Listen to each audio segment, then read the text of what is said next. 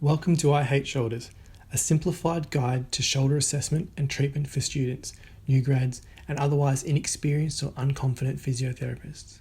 Still, it is something to remain vigilant about when applying the principles of this guide.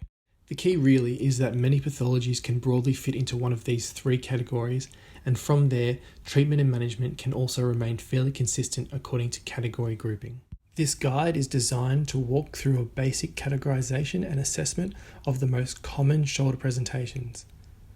It is primarily designed as a student resource based on the presentations of shoulder pain I encountered across my own student placement journey.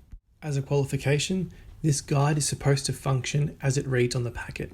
It's not a catch-all for all possible shoulder pathologies, and nor is it designed to provide overly detailed treatment guideline prescriptions.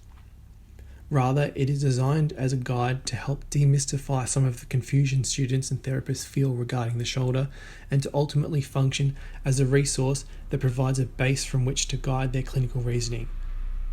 The aim is to assist clinical reasoning, not to replace clinical reasoning altogether. With that said, the vast majority of shoulder pain presentations I encountered on placement were rotator cuff related shoulder pain, categorized in this guide as the weak and painful shoulder. This was followed by neck pain masquerading as shoulder pain, and also a few rarer presentations of a stiff shoulder. While presented as a flowchart, this guide does not need to be followed in such a rigid order. Subjective assessments will provide many clues as to which category you'll be hypothesizing is in front of you, and that subjective should still guide your objective assessment. If a presentation is confusing or mixed, or you're simply not confident, you certainly could move through these categories one after the other, and by the end you would hopefully have a good understanding of what you're dealing with. It should also be noted that while there is an additional category, the unstable shoulder, this category has not been covered in this guide due to the time constraints of this project, and because in terms of shoulder pain presentations, the unstable shoulder will either present with a history of a traumatic incident and thus be easily categorized, or will present as atraumatic, and these presentations from my experience and the experience of clinicians I've worked with are rare.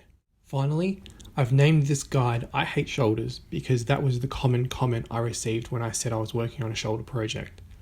Students and therapists alike said that they either hated shoulders or that they had previously hated shoulders when they were new grads. The aim of this project is therefore to address this angst and hopefully bridge the gap between complexity and confidence.